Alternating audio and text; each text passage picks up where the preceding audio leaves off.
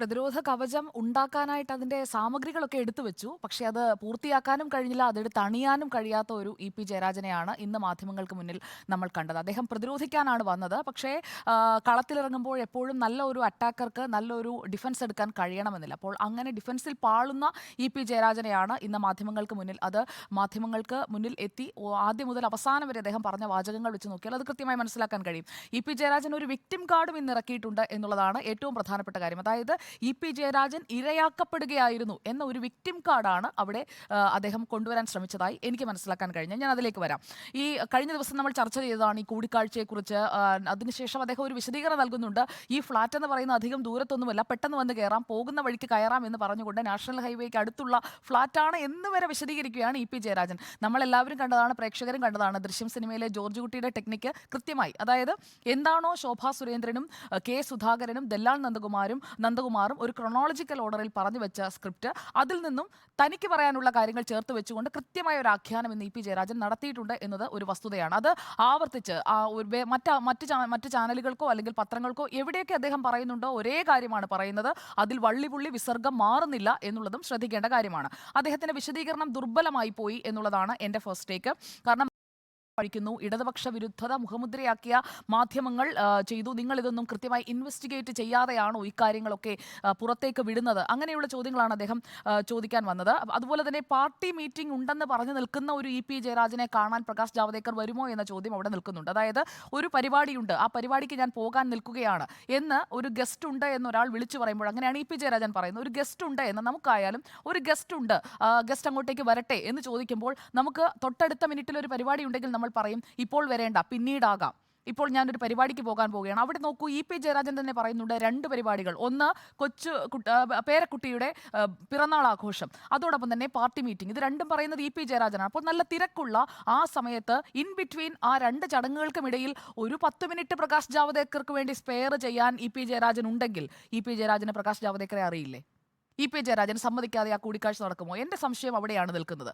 അതായത് നമ്മുടെ ജീവിതത്തിലായാലും നമുക്കും പല കാര്യങ്ങളിൽ എൻഗേജ്മെന്റ്സ് ഉണ്ടാകാറുള്ളതാണ്. ആ എൻഗേജ്മെന്റിനിടയിൽ നമ്മൾ മറ്റൊരു സൂപ്പർ എൻഗേജ്മെന്റിന് തയ്യാറാകണമെങ്കിൽ ആ വ്യക്തി നമുക്ക് അത്രയും പ്രാധാന്യമുള്ള ആളായിരിക്കണം. ഇത് സാധൂകരിക്കാൻ ഒരു കാര്യം കൂടി ഞാൻ പറയാം.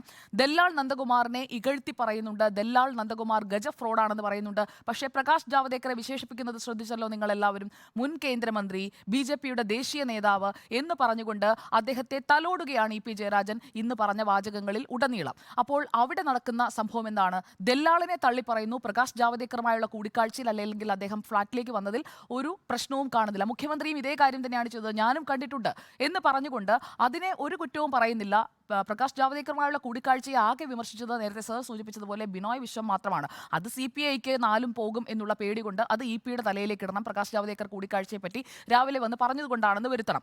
അതിനുവേണ്ടി ബിനോയ് വിശ്വം പറഞ്ഞതെന്നേ ഞാൻ കരുതുന്നുള്ളൂ. ഇന്ന് ഇ.പി പറഞ്ഞ മറ്റൊരു സെന്റൻസ്, ആരെയെങ്കിലും കണ്ടാൽ മാറുന്നതല്ല തന്റെ രാഷ്ട്രീയം. പിന്നെ എന്തിനാണ് ഇ.പിക്ക് ഇത്ര വേവലാതി? ആരെയെങ്കിലും കണ്ടാൽ മാറുന്നതല്ല ഇ.പിയുടെ രാഷ്ട്രീയമെന്ന് ഇ.പി അറിയാവുന്ന എല്ലാവർക്കും അറിയാം. ഇടതുപക്ഷത്ത് നിന്ന് പെട്ടെന്ന് അങ്ങോട്ട് ഇറങ്ങി ബി.ജെ.പിയിലേക്ക് പോയി ഗവർണർ ആകാനൊന്നും ഇ.പി നിൽക്കില്ല എന്ന് എല്ലാവർക്കും അറിയാം. അപ്പോൾ അങ്ങനെയുള്ള 70 വയസ്സായ ഇ.പി ഇനി കിട്ടാനിരിക്കുന്ന ചുമതലകൾ ഓർത്തുകൊണ്ട് അതിലേക്ക് പെട്ടെന്നങ്ങ് പോകും, അല്ലെങ്കിൽ ബി.ജെ.പിയിലേക്ക് പോകും എന്ന് കരുതാൻ കഴിയില്ല.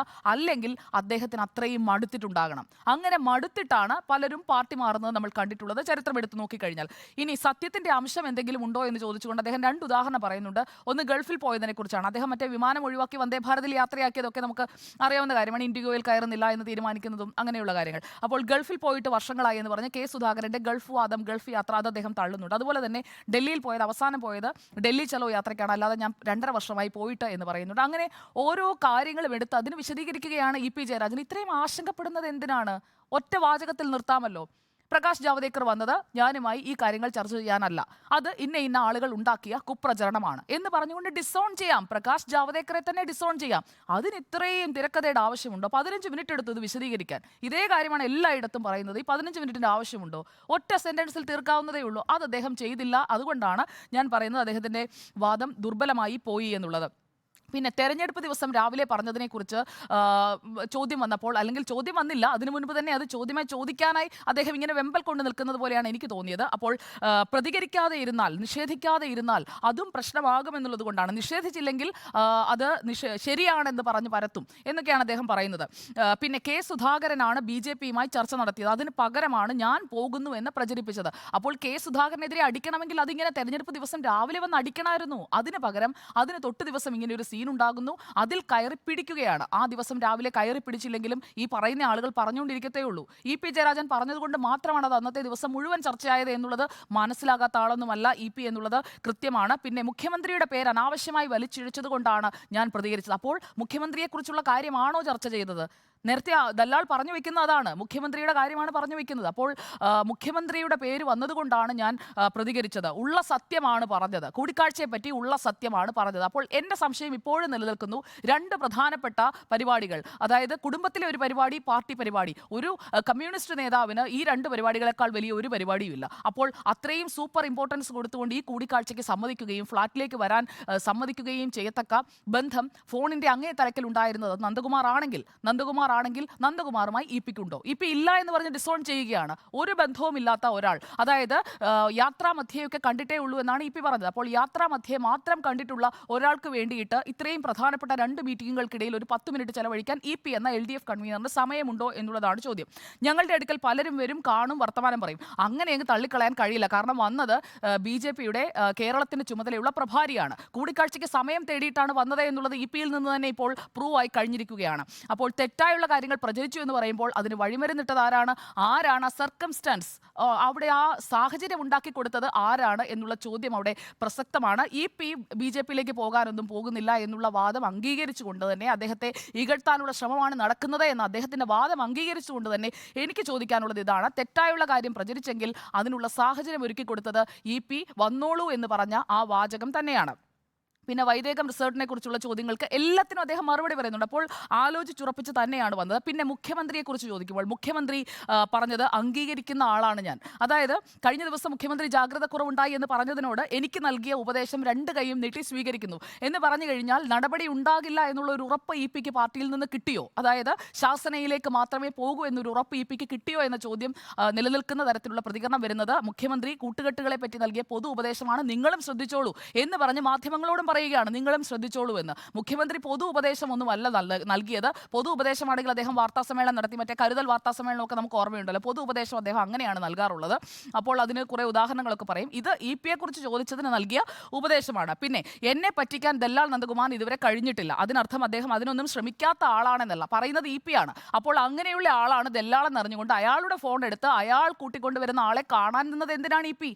ആ ചോദ്യത്തിന് EP ഇതുവരെ ഉത്തരം പറഞ്ഞിട്ടില്ല. അതുകൊണ്ട് തന്നെയാണ് ഞാൻ പറഞ്ഞത് EP-യുടെ വാദം ദുർബലമാണ് എന്നുള്ളത്. ഇവിടെ കൂടിക്കാഴ്ച പാർട്ടിയെ അറിയിച്ചില്ല എന്നുള്ളതിനെ നേരത്തെ ഡോക്ടർ അരുൺ പറഞ്ഞ വാദത്തോട് ഞാൻ പൂർണ്ണമായി യോജിക്കുകയാണ്. എന്നെ കാണുന്ന എല്ലാവരുടെയും കാര്യം പാർട്ടിയെ അറിയിക്കണോ?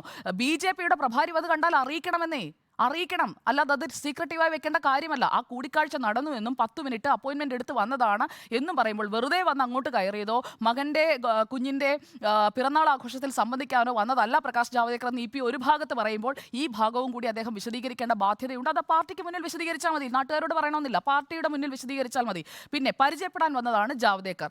മാന്യമായി ഒരാൾ വന്നാൽ മാന്യമായി പെരുമാറും, അത് വേണം. EP-യെക്കുറിച്ച് എല്ലാവർക്കും കേരളത്തിനുമുള്ള മതിപ്പ് അത് തന്നെയാണ്, മാന്യമായി തന്നെ പെരുമാറണം. ആ മാന്യമായി പെരുമാറുന്നു. പിന്നെ പാർട്ടി വിശദീകരണം ചോദിച്ചു എന്നുള്ളത്, അല്ലെങ്കിൽ പാർട്ടി വിശദീകരണം ചോദിക്കും എന്നുള്ളത് മാധ്യമ സൃഷ്ടിയാണോ അതോ അങ്ങനെ പാർട്ടി ചെയ്യാൻ പോകുന്നുണ്ടോ എന്നുള്ളത് പാർട്ടി യോഗം ചേരാൻ പോകുന്നതേ ഉള്ളൂ. അതിനു മുൻപ് നമ്മുടെ മുന്നിലുള്ള പൊതുമധ്യത്തിൽ അവൈലബിൾ ആയിട്ടുള്ള കാര്യമെന്ന് പറയുന്നത് മുഖ്യമന്ത്രി പിണറായി വിജയൻ പറഞ്ഞ ജാഗ്രത കുറവാണ്. അപ്പോൾ ആ ജാഗ്രത കുറവ് വിമർശനം വന്നു, അത് ഞാൻ അംഗീകരിക്കുന്നു എന്ന് EP പറയുന്നുണ്ട്.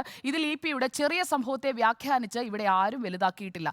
ആ ചെറിയ സംഭവം എന്താണ് നടന്നത് എന്നുള്ളത് പറയേണ്ടത് ഒരു തെരഞ്ഞെടുപ്പ് ദിവസം രാവിലെ ആയിരുന്നില്ല. അത് സ്വന്തം പാർട്ടിയുടെ കുഴി തോണ്ടാനായി EP നിന്നുകൊടുത്തോ എന്ന ചോദ്യം ശത്രുക്കൾ ചോദിക്കുന്നതിന് ഇടയാക്കി എന്നുള്ളതാണ് വസ്തുത. പിന്നെ ശോഭാ സുരേന്ദ്രൻ പേര് വലിച്ചിഴച്ചത്, ശോഭാ സുരേന്ദ്രന്റെയും ദല്ലാൽ നന്ദകുമാറിന്റെയും കെ സുധാകരന്റെയും മോട്ടീവ് എന്തായിരുന്നു എന്നതിൽ EP ഉന്നയിച്ച സംശയത്തിൽ ന്യായമുണ്ട് എന്നാണ് ഞാൻ കരുതുന്നത്. കാരണം ഇത് കൃത്യമായി ഈ 3 പേരും ഒരേ സമയത്ത് വന്ന് പറയുന്നതിനകത്ത് EP ഉന്നയിച്ച സംശയം നിലനിൽക്കുന്നതാണ് എന്നാണ് ഞാൻ കരുതുന്നത്. അത് പാർട്ടിയും പരിശോധിക്കും എന്നും പ്രതീക്ഷിക്കുന്നു. പിന്നെ EP-യെ വ്യക്തിഹത്യ നടത്തി EP BJP-യിലേക്ക് പോകാൻ നിൽക്കുന്ന ആളാണ് എന്ന് പറഞ്ഞുകൊണ്ട് കെ സുധാകരന്റെ ഞാൻ ഇപ്പോൾ പോകില്ലെന്നേ പറഞ്ഞുള്ളൂ, നാളെ ചിലപ്പോൾ പോയേക്കാം, അങ്ങനെയുള്ള ഡയലോഗൊന്നും ഇത് ഇതുവരെ ഇ പി അടിച്ചിട്ടില്ല. അങ്ങനെയൊന്നും ഡയലോഗ് അടിക്കാത്ത ഇ പി അസംതൃപ്തനാണെന്ന് കണ്ടുകൊണ്ട് BJP പാളയത്തിലേക്ക് പോകാൻ നിൽക്കുന്ന കൂട്ടത്തെ ഒറ്റുന്നവനാക്കി ചിത്രീകരിക്കാൻ പാർട്ടിയിലെ തന്നെ ചില ആളുകൾ ശ്രമിച്ചതാണോ ഇതിൻ്റെയൊക്കെ പിന്നിൽ എന്നുള്ളതും പരിശോധിക്കപ്പെടേണ്ടതാണ്. അതായത് രാഷ്ട്രീയ ഗൂഢാലോചന എന്ന് പറയുന്നത് ശത്രുപാളയത്തിൽ മാത്രമാണോ അതോ മിത്രമായി കരുതി കൂടെ നിൽക്കുന്ന ആളുകളിൽ നിന്നാണോ എന്നതും EP ജയരാജൻ പരിശോധിക്കേണ്ടതാണ്. പിന്നെ തൃക്കാക്കര തെരഞ്ഞെടുപ്പ് സമയത്തെ മുരളിയെക്കുറിച്ചൊക്കെയുള്ള കഥ നമ്മൾ കുറേ കാലമായി കേട്ടുകൊണ്ടിരിക്കുകയാണ്. അപ്പോൾ നന്ദകുമാറിന്റെ അമ്മയാണെന്ന് അറിയാതെ പൊന്നാട ഇട്ടു എന്നൊന്നും പറയുന്നത് വിശ്വസിക്കാൻ കുറച്ച് ബുദ്ധിമുട്ടാണ്. കാരണം നന്ദകുമാർ അതിലെ നടന്നു പോകുന്നു, അമ്മ അവിടെ ഇരിക്കുന്നു, 90 വയസ്സ് കഴിഞ്ഞവരെ സ്ഥിരമായി പൊന്നാട ഇടിക്കുന്നു. ആ കഥ ഡൈജസ്റ്റ് ആവുന്നില്ല. പിന്നെ പാർട്ടിക്കെതിരായ സംഘടിത നീക്കം, അങ്ങനെ ഒരു പാർട്ടിക്കെതിരായ നീക്കമായിട്ട് ഞാൻ ഇതിനെ കാണുന്നില്ല. ഇത് EP-ക്കെതിരായ നീക്കമാണ്. അത് ഏത് കേന്ദ്രത്തിൽ നിന്നാണ് വന്നത് എന്നത് കേരളത്തിന് അറിയാൻ താല്പര്യമുണ്ട്. അതുകൊണ്ട് തന്നെ ഇപ്പോൾ EP ഇട്ടിരിക്കുന്ന ഈ വിക്ടിം കാർഡ് EP എടുത്ത് മാറ്റണം. എന്നിട്ട് എന്താണ് സംഭവിച്ചത്, ഇതിന് പിന്നിൽ ആരാണ് എന്നുള്ളത് EP തുറന്നു പറയണം എന്നുള്ളതാണ് എനിക്ക് പറയാനുള്ളത്. അതോടൊപ്പം തന്നെ ഇടതുപക്ഷത്തെ ആയാലും ഇവിടെ പുറത്തേക്ക് വരുന്ന സന്ദേശം എന്താണ്? കോൺഗ്രസിലെ K സുധാകരൻ അടക്കമുള്ളവർ BJP-യിലേക്ക് പോകാൻ തയ്യാറായി നിൽക്കുന്നവരാണ്. അതുപോലെ ഇടതുപക്ഷത്തെ LDF കൺവീനർ പോലും ആക്സസിബിൾ ആണ്, ശ്രമിച്ചാൽ കിട്ടും. അങ്ങനെയൊരു സന്ദേശം തെരഞ്ഞെടുപ്പ് ദിവസം പുറത്തേക്ക് വന്നിരിക്കുന്നു എന്നുള്ളതാണ് ഇതിന്റെ ആകെ തുകയായി ഞാൻ മനസ്സിലാക്കുന്നത്.